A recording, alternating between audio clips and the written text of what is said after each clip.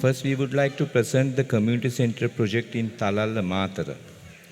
Rebuilding in Sri Lanka had a long way to go after the catastrophic damage wrought by the 2004 tsunami. This new community center, designed by our practice on a budget of $55,000, works hard to restore essential services for the villagers of Talalla. Set in the grounds of a Buddhist temple as a debt of gratitude to the local chief monk who assisted with the tsunami recovery effort, the center is built on stilts so that it can withstand flooding. The project is noted for its formal and material modesty. Whereas the spatial value has been more commonly understood to be derived from the light and its revealing of tactile quality, the design explorations of the community center, having prioritized the details of function equally with that of space making, have found subtler working details to contribute to as much as, and possibly more, to perceived spatial quality. The community center is a project laced with details testing rawness, unrefinement, and the unfinished. Lessons learned from the project widened and reinforced our growing understanding of how materials give texture and age gracefully in monsoon Asia. The center became a careful balance of clay bricks, timber windows, clay roof tiles, concrete, and age. With all the requirements of natural ventilation, functionality, and construction economy in mind, the community center was designed to be predominantly self-maintaining and aesthetically elegant as it weathered the grace of tropical humidity. Community center was the first of its type which formally began to maximize the trades and the materials of a local building industry, minimizing costs, its methods beginning to show consistency with the philosophical leanings of texture through economy. The small community center aspires to fulfill a need to provide a space for community activities within the village that was affected by the 2004 tsunami. The building is used for numerous activities such as Dahampasala religious instruction and community meetings. It is placed within the premises of the village temple adjacent to the Bodhi tree.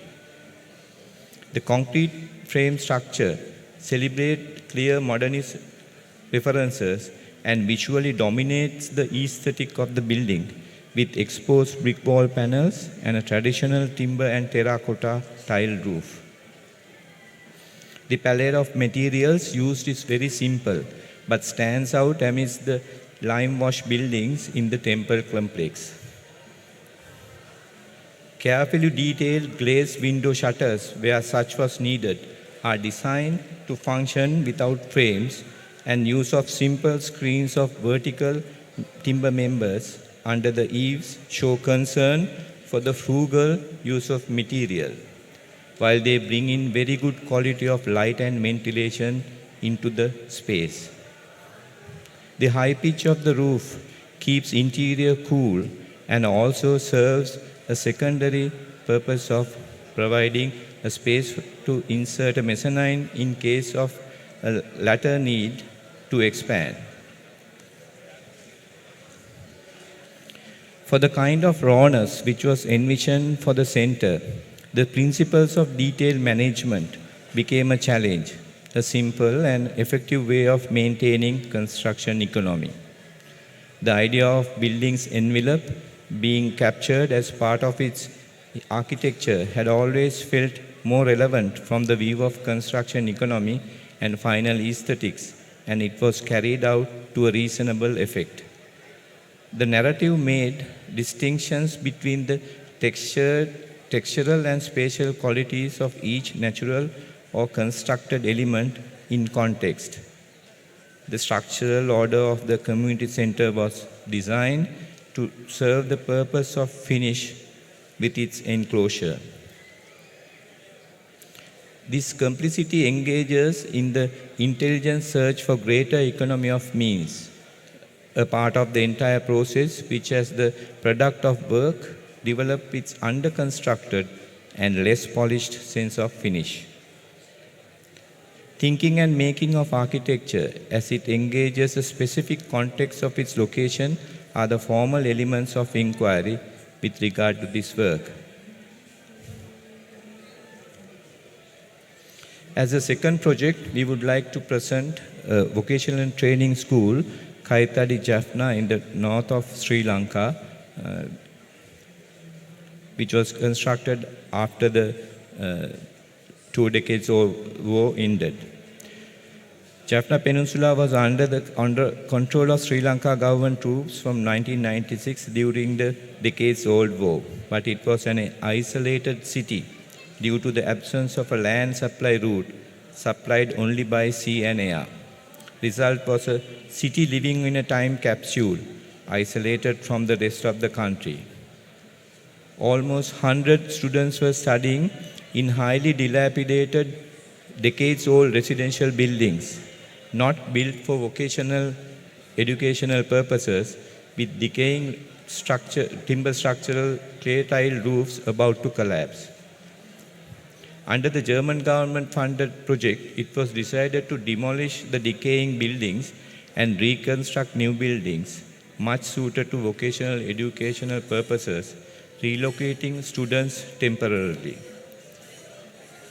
Resultant new vocational training center, built with robust materials, were meant to empower the students in their search for vocational skills.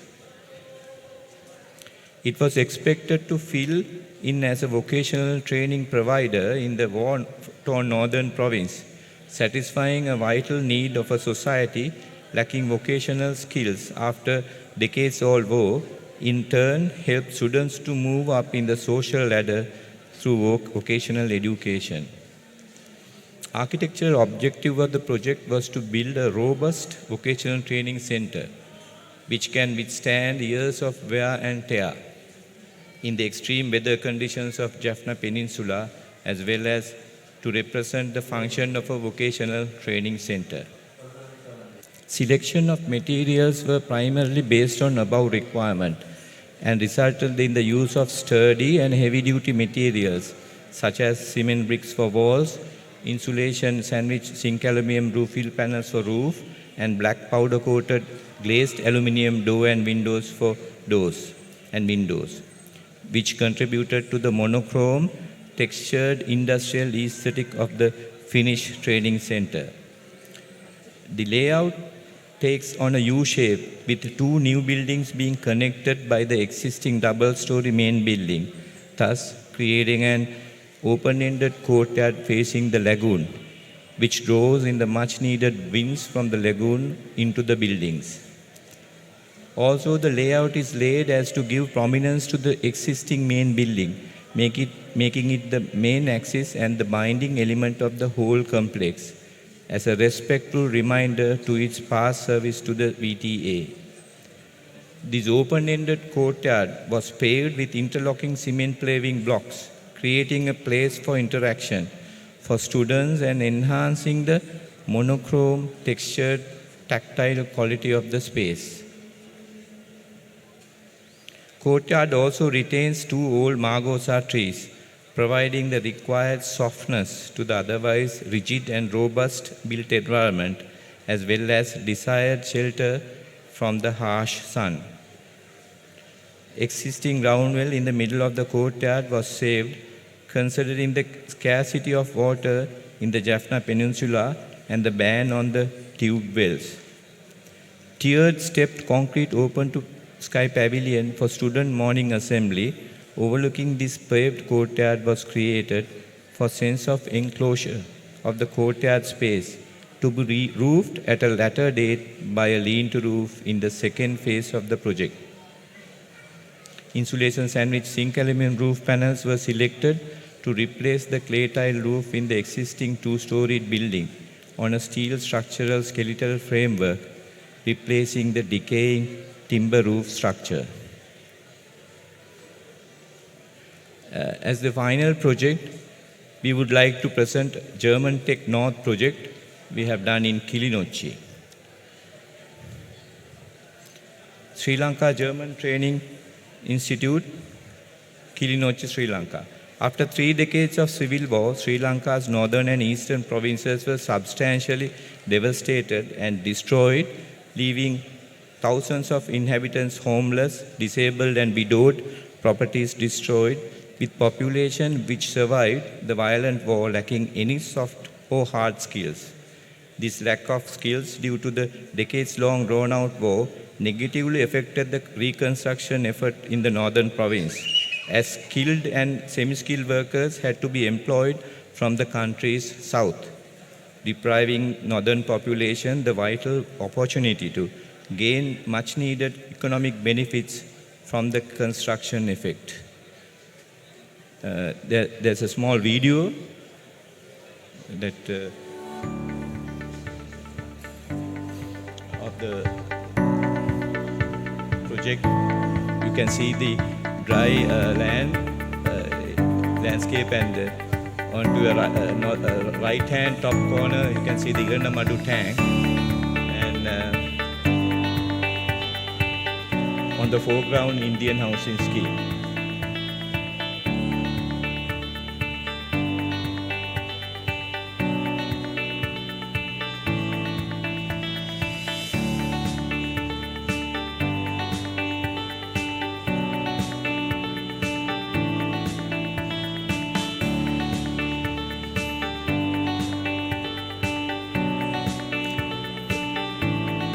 SRGTI Kilinochchi was meant to be the German Tech North, the second German tech in Sri Lanka, after highly successful vocational training provider CGTTI Ratmalana. A 26-year war does etch indelible scars on a nation, more so on its youth who were born into the war and continued to live throughout its inescapable tentacles, especially the youth of the north and east of Sri Lanka. However, the end of the war brought hope for peace. The government of Sri Lanka intensified its efforts to accelerate economic development, especially in the war-torn north and east. The need to create and nurture a sustainable, employable base of young people with skills in the north and east became a national imperative. SRGTI Kilinochchi was meant to be the German Tech North, the second German tech in Sri Lanka, after highly successful vocational training provider for decades, the Ceylon German Technical Training Institute Ratmalana. German Tech North was expected to follow in the footsteps of its highly successful sister organization, German Tech South, and follow the same German Tech brand, synonymous with providing successful technical training for thousands of skilled workers in Sri Lanka over the years. The site was arranged to form 3 zones: administration, vocational, and residential. Admin building is located in the first 1/3 of the land before the enlarged water pond, while second 1/3 was laid out with group of vocational buildings, facing a central landscaped common green area in the middle. Third 1/3 of the land is allocated for residential facilities, hostels and canteen. Seasonal dry canal occurring in the first 1/3 of the land was enlarged, forming turfed embankments on either side using backfilled soil from a foundation soil replacement procedure. Orientation of all buildings, their architecture and the materials used are directly determined by physical conditions and context of the northern province and the function of the complex itself. Use of rugged materials such as zinc aluminum sandwich panel roofing, exposed bricks, exposed concrete finishers, and long horizontal building forms follow the function of technical training as well as mimic the vast flat terrains and low-lying buildings of the northern province. Admin building is treated with much finer finishes to give prominence to it as the main administrative center, as well as the main entrance to the complex. Additionally, admin building is purposefully orientated and planned to signify the main entry to the SLGTI premises through an entrance arch formed by the building itself. Canteen is one of the two double-story buildings in the complex, the other being admin and auditorium building. Located on the main central axis of the compound, these two double-storied buildings visually anchor the vocational and residential areas to the central axis of the complex, which is planned as a landscaped green area for common gatherings. Vocational buildings are constructed out of exposed wire-cut brickwork and exposed concrete structure to promote a robust outlook to depict its functions as well as for less maintenance. The windows are shaded by cantilevering concrete sunshades, and set of concrete louvers are placed in between the canopies and roof to allow heated air to escape through the building to cut down heat trapping within. Both vocational and hostel blocks are formed in U-shaped plan form with a central courtyard wrapped around by one roof thickness building to facilitate optimum cross ventilation and allow ample natural light to the interiors. Out of the U block, one wing is laid out with classrooms for theoretical training and the other wing with workshops for practical training. Classrooms and workshops are separated from each other by the courtyard in the middle to prevent noise pollution from workshops affecting classrooms. Windows positioned on either side of this thin section use black powder-coated aluminium windows, providing contrast to the otherwise neutral background. Canteen building depicts as much relaxed and casual expression with its open areas and butterfly roof, giving a futuristic twist to the German Tech North. The extended eaves serve this purpose well, apart from the protecting the buildings from heavy monsoonal rains, which fall during last 3 months of the year. Again, there's a video of the complex. The vocational training offered to youth at this institute will encourage them to gain technical and vocational skills and a high degree of proficiency in their chosen vocational trades.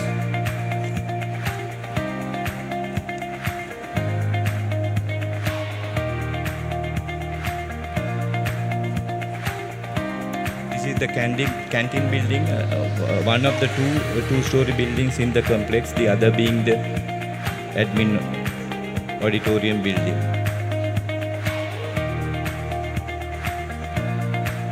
You can see the exposed wire-cut brickwork on the panels, and it's a completely open pavilion structure having ample cross ventilation and double height volumes on two sides, with a kitchen at the back.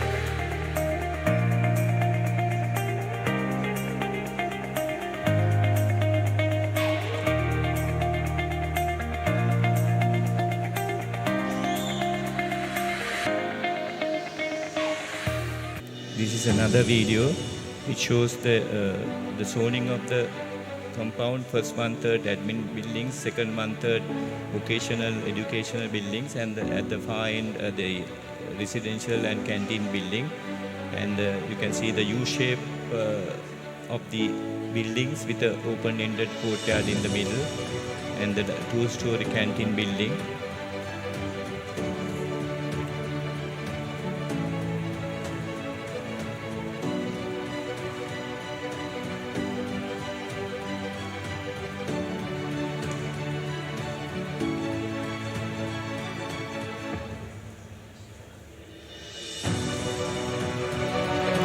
Central opening area in the middle of the vocational buildings meant to for gathering as a common gathering place for the students.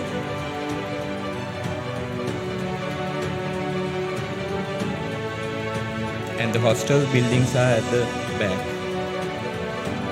These are the vocational buildings. You can see the open-ended courtyard U-shape in the middle of the vocational buildings, and the enlarged canal pond in the first one-third of the compound, and the admin auditorium building in the first one-third of the compound. මේ ව්‍යාපෘති සම්බන්ධයෙන් සිංහලෙනුත් මම වචන ස්වල්පයක් කතා කරන්න කැමතියි. අපි ආසු විද්‍යාඥයන් හැටියට අපගේ මේ සමාජ සත්කාරක සේවාවක් හැටියට මේ වගේ සුනාමි වලින් විනාශ වුණු ගොඩනැගිලි සහ යුද්ධයෙන් ඩැමේජ් වුණ මේ ප්‍රදේශවල නැවත ඉදිකිරීම සඳහා අපගේ දායකත්වය ලබා දීම ඉතාම සතුටින් සිද්ධ කර දෙයක් බව කියන්න ඕනේ. ඉතාම මේ වෘත්තීය පුහුණු පාසල්වල මේ ශිෂ්‍යයන් ජර්මන් ටෙක් නෝර්ත් පාසලේ ශිෂ්‍යයන් 600ක් පමණ ඉගෙන ගන්නවා. දැන් අවුරුදු 3ක් ඒක වෘත්ත කළා. ඒ ළමයින්ගේ ඒ ප්‍රදේශවල තියෙන මේ වෘත්තීය නිපුණත්වය අඩු නිසා, ඒ ප්‍රදේශවල යුද්ධයක් පැවතීම නිසා ඒ වෘත්තීය පුහුණු පාසල් වලින් ඒ ප්‍රදේශවලට සිදුවන සේවාව ඉතා ඉහළ මට්ටමක තිබෙන බව ඉතාම මේ සන්තෝෂයෙන් අපිට දැනගන්න ලැබුණා. ඒ නිසා අපගේ ප්‍රජා දායකත්වය මෙවැනි ව්‍යාපෘති සඳහා වැදගත් වුණා කියලා විශ්වාස කරනවා. ස්තුතියි.